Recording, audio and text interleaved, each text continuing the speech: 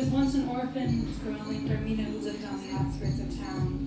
I was a child, followed tracks before me. Everyone leaves a story, something to find.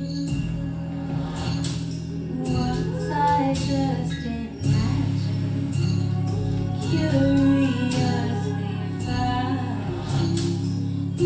Moments light grow, danger and sorrow are so real. Cries in the night, never waking to hail. Last burning cinder, choked out by light.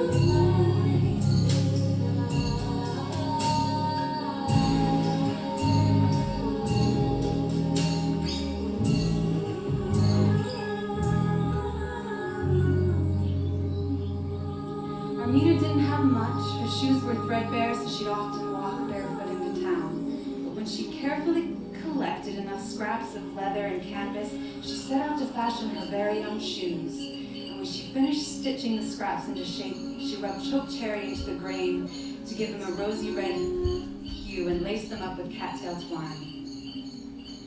The next morning, she put on her lovely handmade shoes and proudly walked into town.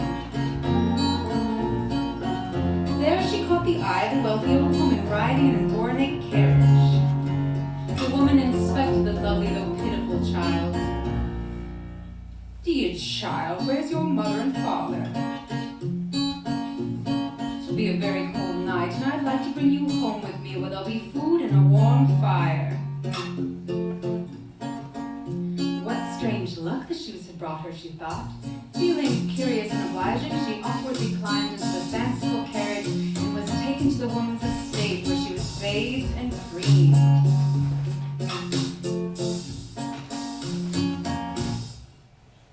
Now she's fallen into strangers' hands. They're doting on her, scrubbing, foaming, pampering, and holding her like a baking bread.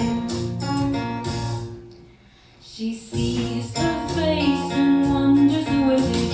Her cheeks grow pale, her hair into a bun like a dog, sitting in a window pane, saying, "Somebody wants me, somebody wants me, nobody wanted me, but now somebody does. My, you look like an angel. Your red shoes? I'm sorry, dear, I've thrown those hideous things into the fire with your old clothes. I've got you fine new shoes and more suitable clothing to wear."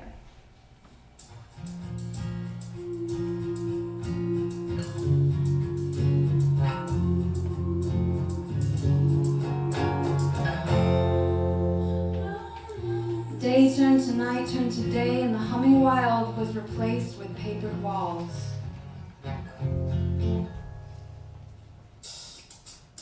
She didn't know her voice was poor until she had to sing in key.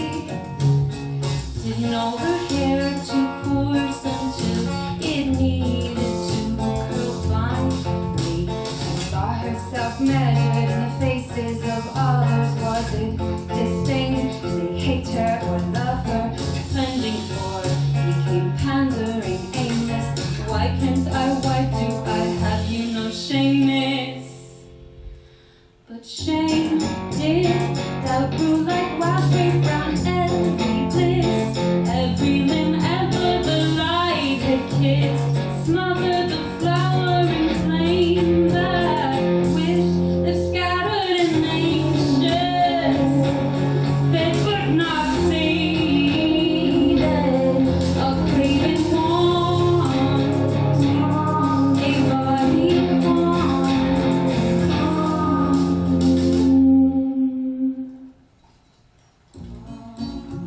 When Armina was old enough to be confirmed, the old woman took her into town to get her fitted for a dress and a new pair of shoes.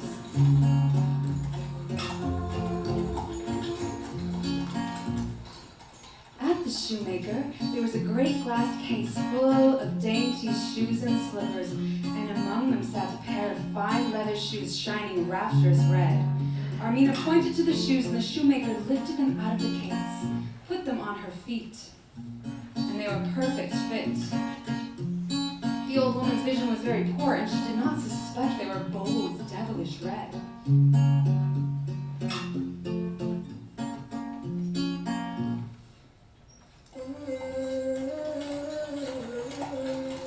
The following weekend, Armina went with the old woman to church for her confirmation, wearing her new shoes. The people gathering outside were aghast at the sight of her devilish, scandalous red shoes.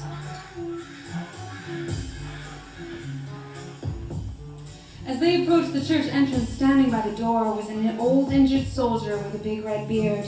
He leaned in on his crutch and offered to wipe the dust from her shoes. When Armina lifted her foot, he exclaimed, "Dear me, what pretty dancing shoes!" And he tapped the sole of her shoes with his crutch, and they seemed to tremble on her feet. In church, when kneeling at the altar, she forgot to sing the psalm, and then forgot the words to the Lord's Prayer. When the clergyman laid his hand upon her head, she closed her eyes and could only see her shoes. Their brilliant red hue was so striking on her ankles. Her heartbeat quickened.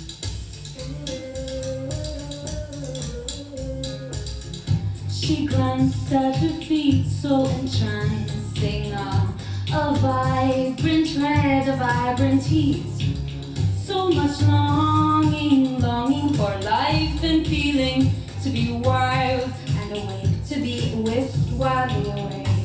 No longer pretty carry, ornamental child. No longer lace and polished ivory.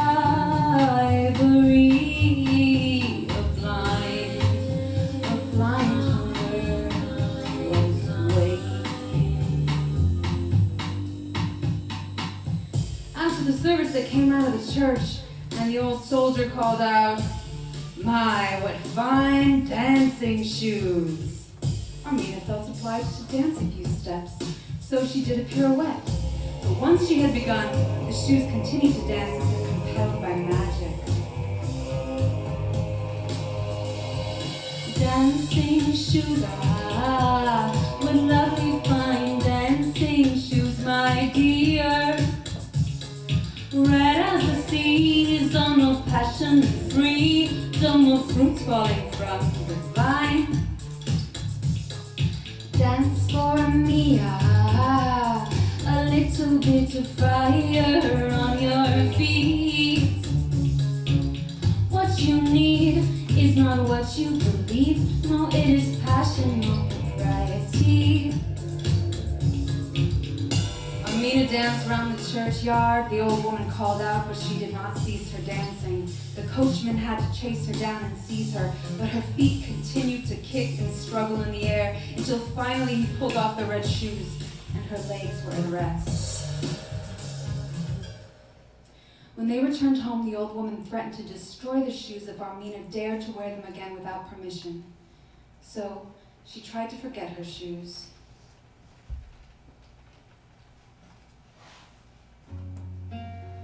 But as fate would have it, the old woman became deathly ill and was not to leave her bed. Armina closely cared after her, but one night as the woman slept with labored breath, Armina glanced up at the shoes on the high shelf.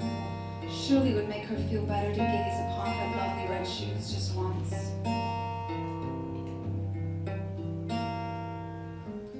Go, it's the season. Go, you don't need a reason. Fly with me, glide on your own heels, and leave no trace. But as soon as she fastened the shoes to her feet, she was overcome with the urge to dance. She swayed down the hall, leapt through the front door, twirling and gliding into the heart of town.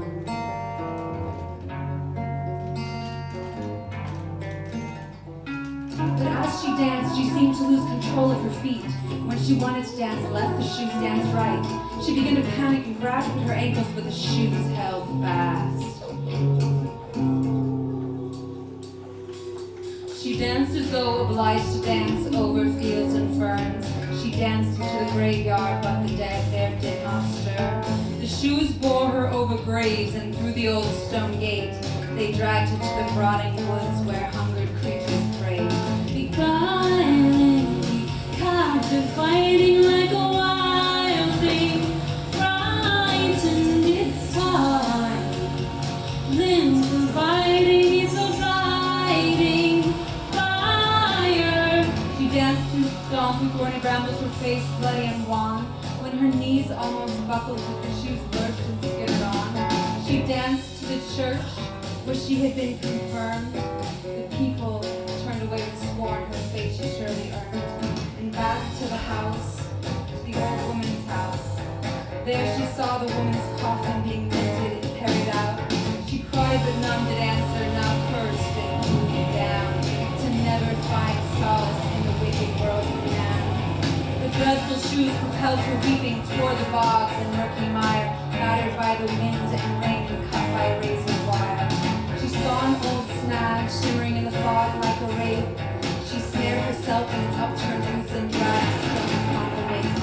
As she settled in the mud, the shoes they jerked and writhed, entangling her limbs in branches held by earth and vines.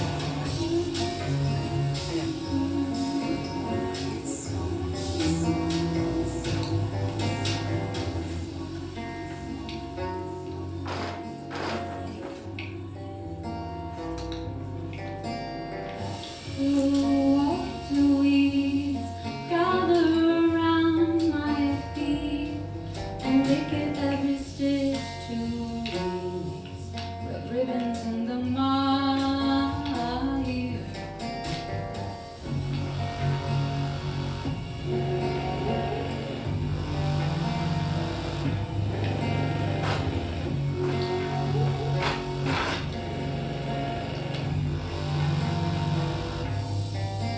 Night in silver.